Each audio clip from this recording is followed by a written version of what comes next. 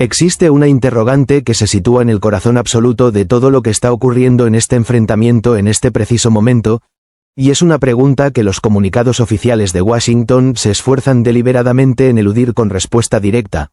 Buques de guerra estadounidenses están siendo golpeados en el Golfo Pérsico, portaaviones, destructores, bombarderos, uno tras otro recibiendo impactos con una exactitud milimétrica que ha dejado atónitos a los analistas militares de ambos lados del debate, y ni siquiera las voces más leales a la administración dentro de los medios norteamericanos pueden seguir fingiendo que esto no está pasando, porque los daños son reales, están documentados y han sido confirmados por fuentes que ningún actor razonable puede despachar como simple propaganda iraní, de modo que la pregunta que necesita respuesta es esta: ¿quién le indicó a Irán dónde apuntar?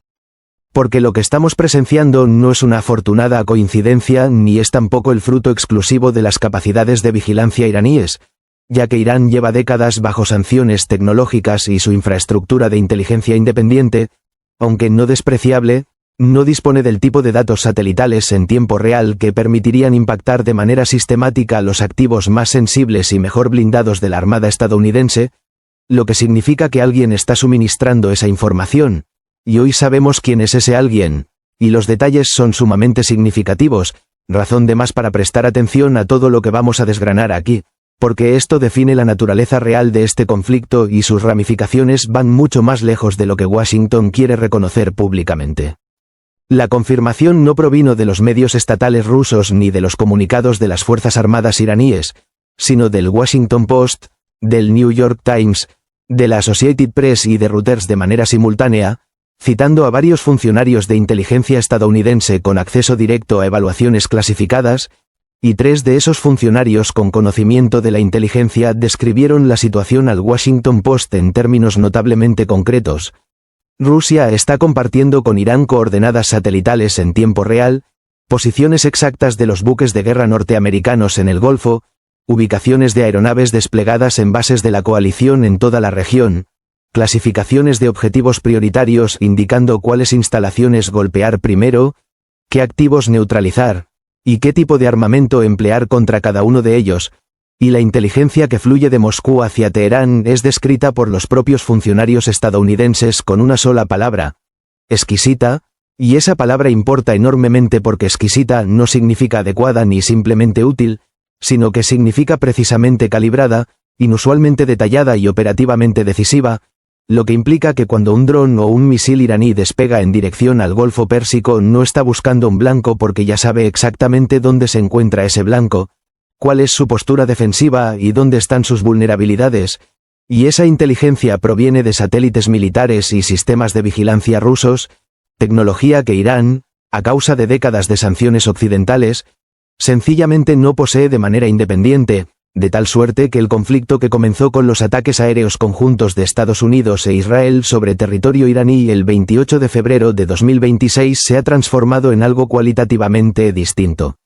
Lo que estamos contemplando es una confrontación directa por poderes entre dos potencias nucleares, ya que Rusia no dispara misiles contra los navíos estadounidenses, pero la inteligencia rusa guía los misiles iraníes hasta esos navíos, y aunque la distinción es jurídica y diplomáticamente relevante, el efecto operativo es exactamente el mismo. Para entender por qué Moscú adoptó esta decisión hay que comprender lo que Rusia ha venido sosteniendo durante los últimos 5 años, porque la simetría que encontramos aquí es demasiado precisa para ser accidental, ya que a lo largo del conflicto ucraniano la queja más constante y más ruidosa de Rusia fue siempre la misma. Las fuerzas ucranianas impactan objetivos dentro del territorio ruso utilizando coordenadas proporcionadas por la OTAN, y Moscú argumentó repetidamente que si las agencias de inteligencia occidentales están alimentando datos de localización a los misiles y drones ucranianos que golpean suelo ruso, entonces la OTAN no es un respaldo pasivo de Ucrania sino un participante activo en la guerra contra Rusia, argumento que fue en gran medida ignorado o minimizado en las capitales occidentales, donde la postura oficial era que proporcionar datos de objetivos no equivale a apretar el gatillo y por tanto no constituye participación militar directa, y Rusia ha aplicado ahora esa lógica exacta en sentido inverso, suministrando a Irán datos de localización para los ataques contra activos militares estadounidenses sin disparar los proyectiles ella misma, ya que quien dispara es Irán, De modo que por el estándar que Washington estableció en Ucrania, Rusia simplemente está brindando apoyo de inteligencia a una nación aliada que se defiende contra una agresión, y Moscú ha tomado el propio argumento de América, lo ha dado vuelta y lo está empleando para justificar que se haga a la Armada de los Estados Unidos en el Golfo Pérsico exactamente lo que Washington hizo al ejército ruso en Ucrania. La persona que con mayor claridad podría articular esta equivalencia y por tanto con mayor credibilidad podría cuestionar la conducta rusa es Donald Trump, razón exacta por la que la pregunta le fue formulada directamente. Un periodista de Fox News, que no es precisamente una cadena hostil a la administración, le preguntó a Trump en una rueda de prensa de manera explícita si era consciente de que Rusia estaba suministrando a Irán las coordenadas que se estaban empleando para atacar los activos militares norteamericanos, y la respuesta de Trump fue calificar la pregunta de estupidez y pivotar de inmediato hacia una conversación sobre atletas universitarios, lo que significa que el comandante supremo de la mayor fuerza militar del planeta, ante la pregunta de si una potencia nuclear está ayudando activamente a un adversario a destruir la flota naval de su país, cambió de tema, y esa reacción lo revela todo sobre la posición insostenible en que se encuentra ahora Washington, ya que la portavoz de la Casa Blanca fue interrogada por separado sobre el mismo asunto y respondió que francamente no importa, a lo cual hay que responder con la seriedad que merece esa declaración porque los buques de guerra norteamericanos han sido alcanzados, se ha confirmado la destrucción de múltiples embarcaciones iraníes pero también daños significativos en instalaciones estadounidenses, el precio del petróleo se ha disparado por encima de los $100 por barril desde que el conflicto comenzó. El precio de la gasolina en Estados Unidos ha subido de $2,46 por galón antes del 28 de febrero a más de $4 hoy, y la postura oficial de la administración es que la fuente de la inteligencia de localización utilizada para lograr todo eso no tiene relevancia alguna, y la razón de esta postura no es difícil de entender aunque resulte difícil de aceptar porque condenar públicamente a Rusia por proveer a Irán de coordenadas de objetivos obligaría a Washington a reconocer el paralelismo directo con lo que hizo en Ucrania, exigiría confrontar a Moscú en un momento en que los Estados Unidos ya están desplegados en dos grandes teatros de conflicto y observan cómo su coalición regional en Oriente Medio se desmorona país por país, y requeriría que Trump, quien ha cultivado durante años una relación muy particular con Vladimir Putin, se ponga ante las cámaras y diga directamente que Rusia está matando marineros americanos, y eso no va a ocurrir, razón por la cual la postura oficial es que no importa, aunque las instalaciones continúen ardiendo. Merece la pena ahora examinar el cálculo estratégico ruso porque esta decisión no nació de la emoción ni del impulso sino de una evaluación fría de lo que Moscú no puede permitirse perder, ya que la supervivencia del régimen iraní es desde la perspectiva del Kremlin un interés estratégico no negociable cuyo razonamiento es directo. Si los Estados Unidos derrotan militarmente a Irán y consiguen sus objetivos en la región, el estrecho de Hormuz, por el que transita aproximadamente el 20% del suministro mundial de petróleo y alrededor del 80% de las importaciones energéticas chinas, quedaría efectivamente bajo control estadounidense, resultado que otorgaría a Washington una llave de paso sobre el suministro energético tanto del socio económico más importante de Rusia como del mayor rival al dominio global norteamericano, y ninguno de los dos, ni Moscú ni Pekín, puede permitir ese desenlace porque las consecuencias serían demasiado permanentes, lo que nos lleva a la dimensión más reciente del conflicto porque anoche, en su primera alocución televisada a la nación sobre la guerra, pronunciada en la Casa Blanca 33 días después del comienzo de las hostilidades, Trump declaró que los objetivos estratégicos estadounidenses están próximos a su culminación y prometió 2 o 3 semanas más de operaciones militares intensas con la amenaza de devolver a Irán a la edad de piedra, pero los mercados financieros reaccionaron negativamente a sus palabras ya que el futuro del S&P 500 cayó un 0,75%, el petróleo crudo de referencia Brent saltó de $99 a $106 por barril y los analistas interpretaron el discurso no como una señal de resolución inminente sino como confirmación de que el conflicto se prolongará, mientras Irán negó haber solicitado un alto al fuego pese a las afirmaciones de Trump en sentido contrario, y el presidente iraní Masoud Pezeshkian publicó una carta abierta en la que insistió en que su país no representa una amenaza para nadie y que los iraníes no albergan hostilidad hacia los pueblos de América, Europa o los países vecinos, aunque simultáneamente nuevos misiles iraníes impactaron territorio israelí y un dron golpeó el aeropuerto internacional de Kuwait desatando un incendio de envergadura en las primeras horas de esta mañana. todo lo cual ilustra la brecha abismal entre la narrativa triunfalista de Washington y la realidad operativa sobre el terreno. Rusia además tiene un interés bilateral más inmediato porque Irán y Rusia han firmado acuerdos de cooperación militar que incluyen sistemas de defensa aérea capaces de interceptar aeronaves avanzadas y misiles de crucero, de modo que la activación de esa asociación en condiciones de combate real no es solo un favor a Teherán sino también un ensayo en campo abierto de la tecnología militar rusa frente al hardware occidental más sofisticado en operación, y cada interceptación iraní de un proyectil norteamericano, cada dron que sobrevive a las defensas aéreas estadounidenses, cada instalación que absorbe un impacto genera datos de inteligencia que los ingenieros militares rusos están estudiando en tiempo real, convirtiendo este conflicto en la evaluación más completa en directo de tecnología militar rusa frente a la norteamericana desde la Guerra Fría, y Moscú la está llevando a cabo sin poner un solo soldado en el campo de batalla, lo cual explica también por qué Politico reveló recientemente que Rusia llegó a ofrecer poner fin al intercambio de inteligencia con Irán si Washington suspendía su apoyo de inteligencia a Ucrania, propuesta que fue rechazada por la administración pero que ilustra con claridad meridiana la arquitectura transaccional con que Moscú gestiona su participación indirecta en este conflicto, y el Kremlin negó ese informe calificándolo de falso pero el patrón de comportamiento lo desmiente a cada hora que pasa. Traigamos ahora a China al análisis porque el papel de Pekín en este conflicto está siendo sistemáticamente subinformado y es esencial para comprender la arquitectura completa de lo que Washington está enfrentando,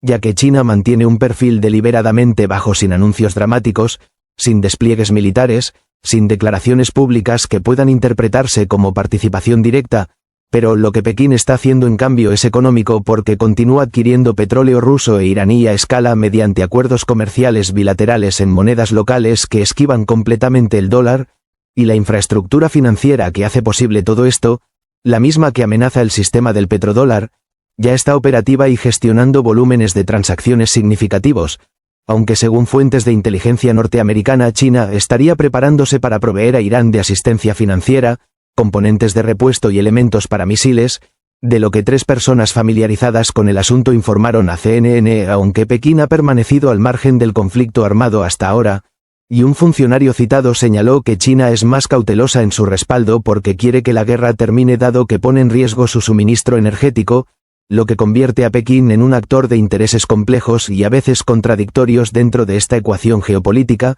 presionando discretamente a Teherán para que permita el paso seguro de buques por el estrecho de Hormuz mientras potencialmente refuerza la capacidad iraní para prolongar la resistencia. Examinemos ahora el frente diplomático porque la semana pasada en Miami, según informó Politico, el enviado del Kremlin Kirill Dmitriev se reunió con los enviados especiales de Trump Steve Witkoff y Jared Kushner para transmitir esa propuesta de intercambio, ofreciendo detener el flujo de inteligencia a Irán a cambio de que Estados Unidos suspendiera su apoyo de inteligencia a Ucrania, lo que según los analistas profundizará las sospechas en Europa de que las conversaciones Witkoff-Dmitriev no están orientadas a avanzar un acuerdo de paz en Ucrania sino a explorar arreglos bilaterales que podrían marginar a los socios europeos, y mientras tanto el presidente ucraniano Volodymyr Zelensky acusó formalmente a Rusia de proporcionar inteligencia a Irán para prolongar el conflicto en Oriente Medio y desestabilizar el orden mundial, afirmando que su Ministerio de Inteligencia posee pruebas irrefutables de que Moscú comparte con Teherán información de señales electrónicas y datos satelitales, al tiempo que Ucrania se ofrece como socio para los países del Golfo aportando su experiencia en defensa aérea de bajo costo contra los drones Shahed de diseño iraní, una circularidad geopolítica casi perfecta en la que el país armado por América contra Rusia está asesorando a los socios de América sobre cómo contrarrestar las armas que Rusia contribuyó a desarrollar y que China ayudó a fabricar, y que ahora emplea Irán contra instalaciones y aliados norteamericanos. Mientras tanto, el primer ministro británico Keir Starmer anunció ayer que el Reino Unido acogerá esta semana una conferencia diplomática internacional sobre la reapertura del estrecho de Hormuz con la participación de 35 países que han suscrito una declaración conjunta de compromiso con la restauración de la seguridad marítima, aunque la cuestión de quién controlará efectivamente el estrecho sigue sin respuesta porque la postura que Trump esbozó en su discurso de anoche, diciendo que otros países deben tomar la iniciativa en ese asunto y que el estrecho podría quizás abrirse de manera natural, fue recibida con alarma en la región, ya que la idea de que Estados Unidos se retira dejando a Irán con control de facto sobre esa arteria energética resulta inaceptable para los países del Golfo, cuya posición se ve además complicada por la condición que Teherán ha fijado para detener los ataques: que los estados árabes dejen de permitir que las fuerzas norteamericanas utilicen su territorio y su espacio aéreo para operaciones contra Irán, condición que es imposible de aceptar para Washington porque hacerlo equivaldría a pedir a los países del Golfo que en la práctica expulsen las fuerzas estadounidenses, que es exactamente lo que Irán ha querido desde antes de que comenzara el conflicto, y la condición está diseñada para ser una cuña. O los países del Golfo cumplen y América pierde su basáin regional, o se niegan e Irán continúa atacando su infraestructura, y ambos resultados sirven los objetivos de Teherán. Abordemos ahora la cuestión de la invasión terrestre porque ya no es teórica y sus implicaciones futuras son graves, con reportes que indican que Trump ha expresado en privado interés en desplegar tropas en territorio iraní para misiones de carácter estratégico específico en el contexto del aparente fracaso de la estrategia de desestabilización kurda, cuyo propósito era crear inestabilidad interna en Irán, fracturar su cohesión territorial y generar la presión interior que pudiera forzar un cambio de régimen desde adentro, plan que no ha funcionado según múltiples informes, y cuando la campaña aérea no produce los resultados deseados y la estrategia de desestabilización por proxy ha fracasado, la presión para considerar una opción terrestre se incrementa. Aunque ninguna orden ha sido firmada, hay que señalarlo con claridad, pero el hecho de que funcionarios superiores confirmen que la opción está siendo examinada seriamente constituye en sí mismo una escalada significativa en el entorno de planificación. Porque un despliegue terrestre en Irán no sería una operación quirúrgica sino la invasión de un país de 90 millones de habitantes con un ejército profundamente motivado, un terreno extraordinariamente difícil para las fuerzas mecanizadas y una población que lleva 4 décadas siendo convencida de que las fuerzas norteamericanas representan una amenaza existencial para su nación y su modo de vida, y el cálculo político doméstico solo debería dar pausa a Washington porque las campañas aéreas son políticamente sostenibles mientras las bajas son principalmente en el bando contrario, pero en el momento en que los soldados norteamericanos comiencen a volver a casa en ataúdes cubiertos de banderas desde suelo iraní, la ecuación política cambia de manera completa e irreversible, y Trump tiene las elecciones de mitad de período acercándose. Los precios del combustible ya han subido más del 60% desde el inicio de la guerra según los datos más recientes. El apoyo público al conflicto nunca fue sólido según múltiples encuestas que muestran mayorías constantes de norteamericanos oponiéndose a la intervención militar en Irán y mayorías aún más amplias rechazando el envío de tropas terrestres, y una invasión que produzca bajas norteamericanas a escala no solo podría terminar políticamente la guerra sino también la administración. Hay una dimensión más que examinar antes de cerrar y conecta todo lo que hemos analizado hoy con la trayectoria más amplia de este conflicto. Ucrania está ahora en ambos lados de esta guerra simultáneamente, con militares ucranianos asesorando a las fuerzas norteamericanas sobre cómo contrarrestar los drones Shahed a partir de su experiencia enfrentando esos mismos sistemas en su propio territorio, mientras Rusia por su parte asesora a Irán y proporciona los datos de localización que se están utilizando para destruir activos militares norteamericanos, lo que significa que la guerra en Ucrania y la guerra contra Irán no son conflictos separados sino nodos en la misma red conectados por tecnología, por intercambio de inteligencia, por relaciones de proxy y por los cálculos estratégicos de potencias que han concluido que sus intereses se sirven mejor asegurando que los Estados Unidos no emerjan de ninguno de los dos teatros con su credibilidad militar intacta, y cada misil iraní que golpea una instalación norteamericana utilizando coordenadas rusas es un misil que Rusia no tuvo que lanzar ella misma a un costo para Moscú de la transmisión de una coordenada satelital y a un beneficio de una presencia naval norteamericana degradada, un ejército norteamericano agotado,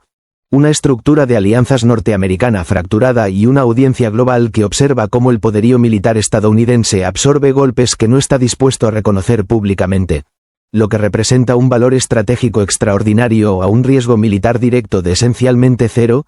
y los Estados Unidos comenzaron este conflicto exigiendo la rendición incondicional de Irán mientras ahora, 5 semanas después, Trump da su primer discurso a la nación con promesas de intensificación y un horizonte de 2 o 3 semanas más de combate sin una estrategia de salida clara, los mercados mundiales se hunden, el petróleo roza los $100, el estrecho de Hormuz permanece bajo presión iraní y la posición naval norteamericana en el Golfo Pérsico sigue siendo contestada en tiempo real por una arquitectura de cooperación entre Moscú,